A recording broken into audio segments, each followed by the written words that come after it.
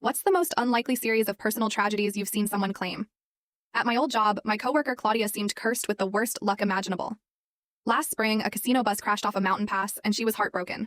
Her college roommate was supposedly on board for a bachelorette trip. Not long after, a chemical plant exploded 2 towns over, and Claudia said her cousin was one of the victims. She took 3 days off for funeral arrangements. Then an earthquake hit the coast, and she swore her old volleyball coach just happened to be visiting the town that was hit the hardest. In just 6 months, she dealt with more grief than most people face in a decade. We all tried to be supportive, but something always felt a little convenient. That bus crash? It happened right before her performance review, when she was probably about to be written up. The plant explosion? The exact week she was supposed to give a presentation she hadn't prepared for.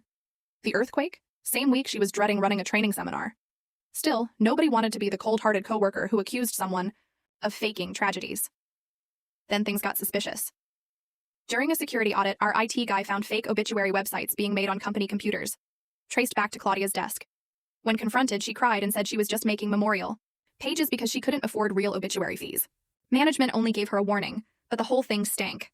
After that, Claudia switched gears. Instead of people she knew dying, now she was barely escaping disasters herself. She claimed she left the mall minutes before a shooting. She said she checked out of a hotel right before it caught fire. She even claimed she was supposed to be on a flight that made an emergency landing but changed her ticket last second. She always had detailed stories, even receipts, that made her close enough to the chaos to sound believable. HR started demanding proof, but somehow she stayed ahead. It all came crashing down when news broke about a local teacher, Bradley, drowning in a boating accident. On Monday, Claudia showed up with a full photo album saying he was her childhood best friend. She even had old camp photos, claiming they built forts, skipped rocks, and wrote letters to each other for 20 years. She sobbed in front of the whole office, talking about how she was planning to call him that weekend. Everyone gathered around, handing her tissues, until a voice from the corner cut through the room. "That's funny," said Melissa from purchasing cold as ice. "I've been Bradley's best friend since kindergarten, and he's never once mentioned you." Everyone froze. Melissa slowly stood up, walked over to Claudia's desk, and looked at the photos spread out. Then she laughed bitterly. "These aren't even Brad. He was severely allergic to dogs, and this kid is hugging a golden retriever in every shot. Brad also broke his arm when he was 7. He had scars you could see for the rest of his life. Plus, Brad was black. This kid is very obviously white. So unless you're saying he magically changed races, these pictures are stolen." Melissa pulled out her phone and showed actual photos of her and Bradley together from kindergarten through last month.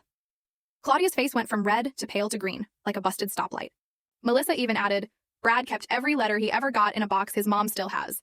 If you were really his pen pal, where's a single letter from you?" At that point, Claudia let out this strangled noise, grabbed nothing, and bolted for the elevator so fast she left her purse behind.